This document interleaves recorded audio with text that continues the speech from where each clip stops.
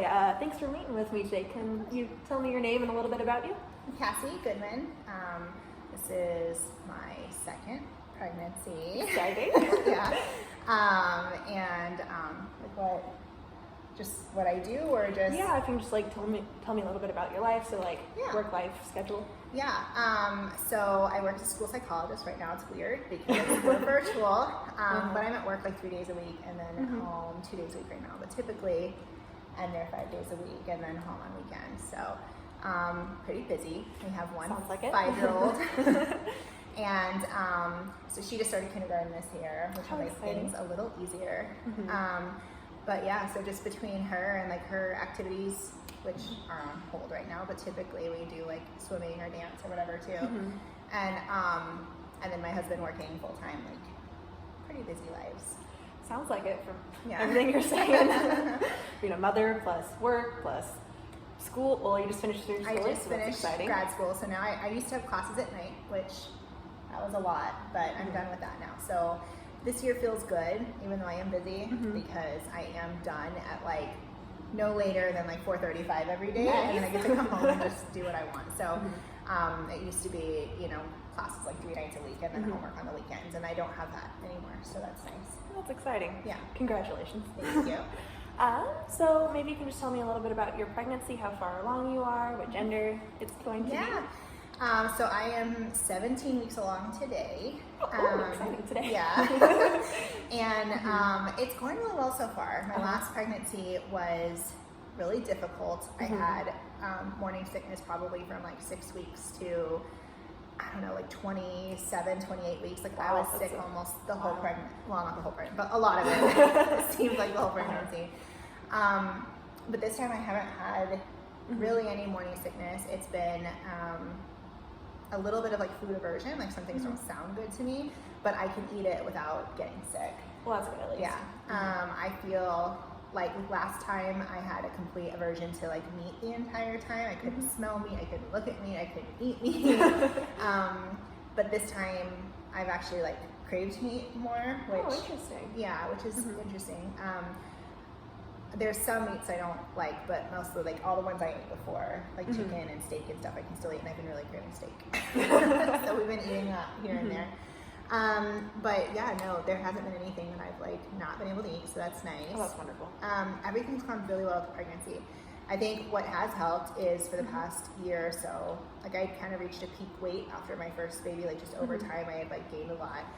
So in the past year, I really like tried to focus on health. Okay. And so I lost like 40 pounds or so before getting pregnant. And so Oh, that's amazing. yeah, so I think that my doctor was like really happy about that. That's why it was so easy to get pregnant in the first place. And then because of that, like the pregnancy health has been better too. Like my glucose levels have been like normal with all my blood tests, and like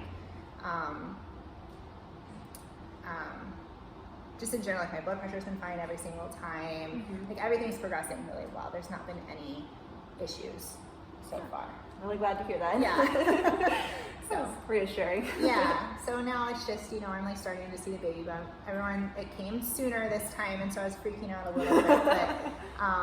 But apparently that's normal for your second pregnancy for the bump to show sooner. I didn't know either. I thought like, oh my God, it's just gonna be bigger. But no, they said that because your body's like already done it once, like it's like it just shows sooner. I don't know. So I started showing, I think like 12 weeks, which is way sooner than last time. So so yeah, I've got like my bump now, and can't wear my normal clothes, which, you know, is fun. At least you can wear comfortable maternity clothes now. Yeah.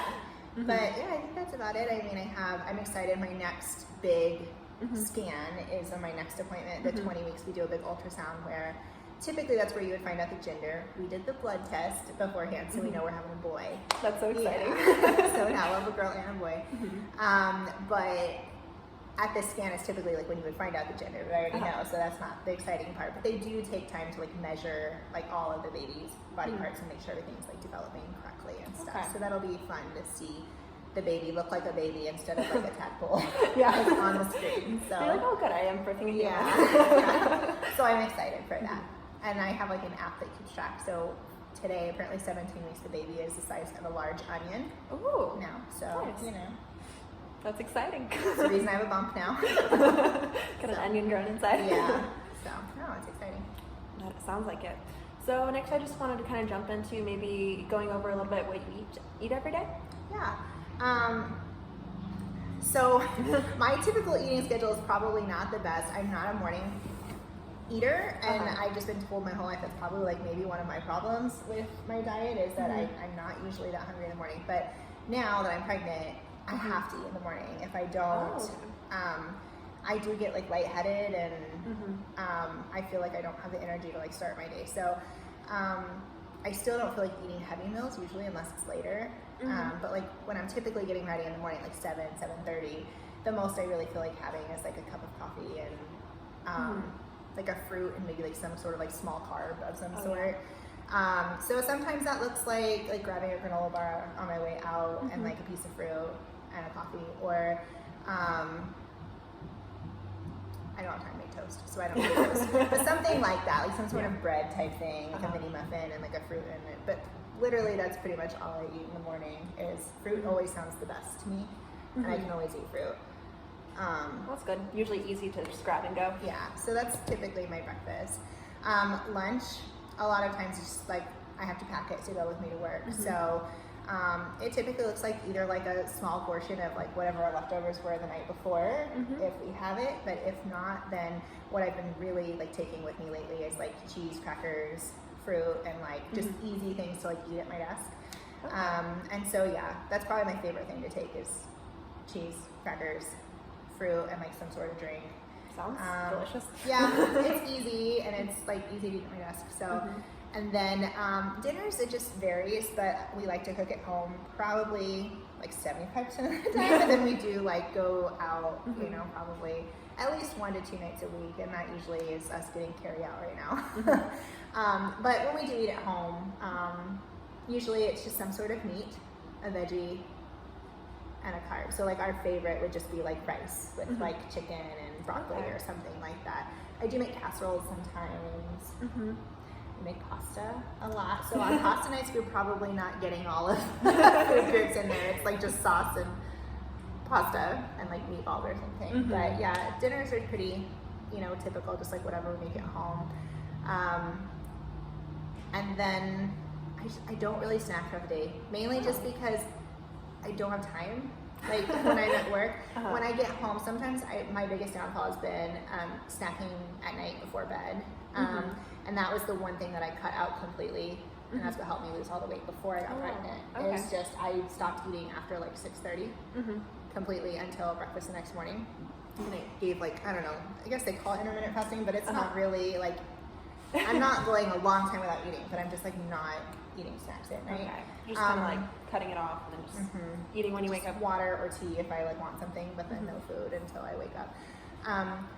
Now I do find myself getting hungry at like 9, and the diet that like my doctor wants me to follow, they're okay with you having like a fruit or something like that at night. So that's what I've been trying to do.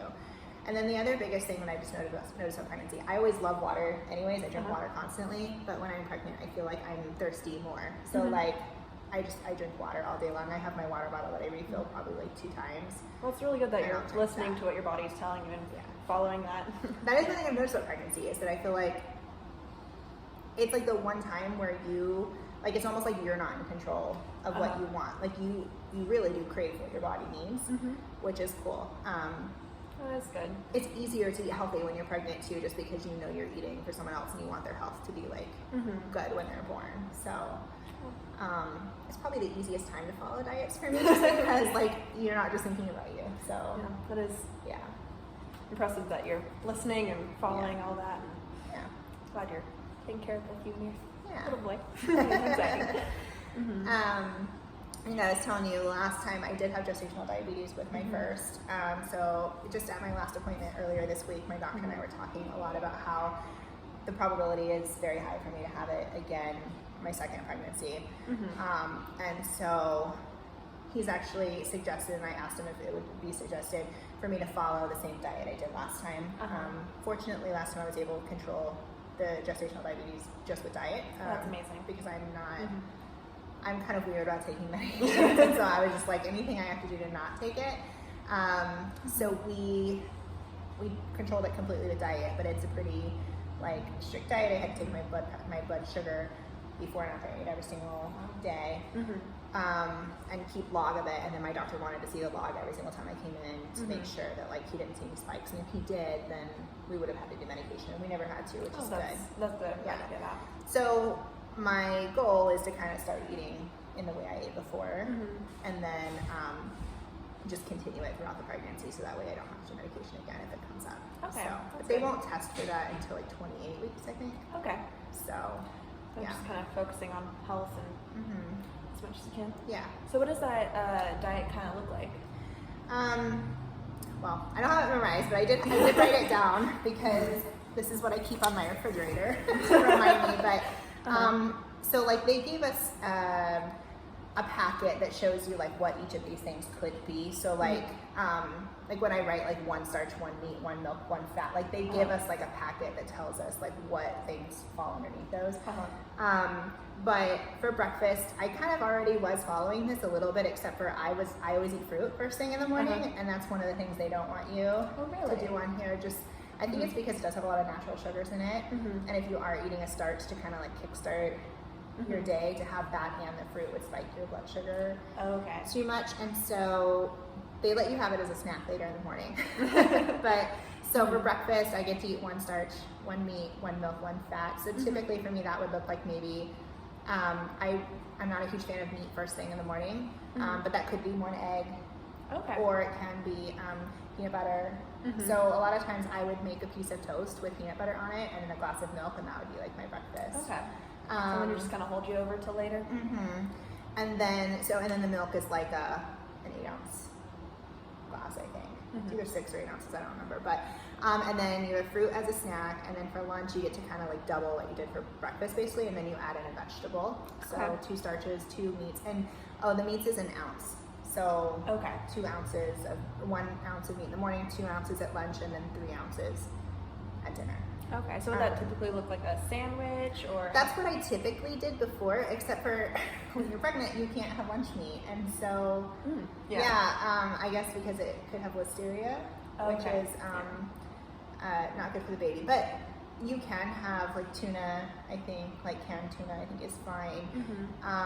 And then like if you make your own chicken or something at home, you can make a sandwich out of that. But a lot of times, I'm just kind of more of like a cracker, and I don't know, I'm not a sandwich person. So you could make a sandwich. I know I did make like peanut butter and jellies sometime. We would buy like the jelly that's like lower in sugar, and I could do it. And then I would usually take, you can have a fat, which sometimes was like either avocado or like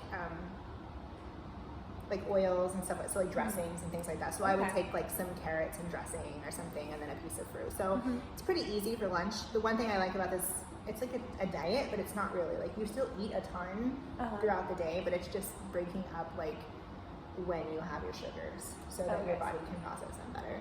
So, and then you can have a snack in the afternoon, which is 1 starch and 1 fruit, and then after dinner you can have that same thing. Now granted, they would always tell you if you're not hungry, you don't have to eat that. It's just, if you are hungry, this is what we recommend. So I did still try to cut out this snack between lunch and dinner, because I never really felt like I needed it. Just listen and see what your body needed. Yeah, so like because breakfast is so small, I would usually eat the snack between breakfast and lunch, but then I didn't really do the snack between lunch and dinner. And then after dinner is usually when I do want the snack before bed. So my big one was I would do like cut up strawberries and like a little half of graham cracker. I love graham cracker. So it would be like sweet, it would be like a dessert kind of, but it's still not too bad for you. But yeah, so the dinner would be 2 starches, 3 meats, 1 vegetable, 1 fruit, 1 fat, 2 fats, and 1 milk. And that was usually because you use fat to cook with. So that was like, that included like any oils you would use to cook, or dressings for salads or things like that. So it's pretty easy to follow.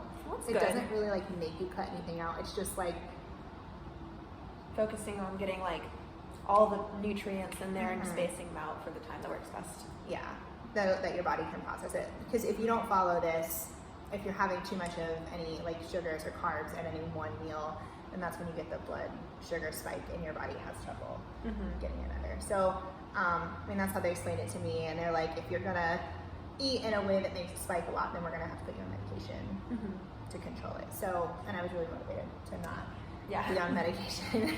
So, well, I'm glad to hear that you're motivated. Yeah, so we're gonna try to kind of start following this now, but when the time comes, if I do test that, you know, I do have gestational diabetes, and this will be followed like super strict every single day. Is it that different from what you're eating now, or?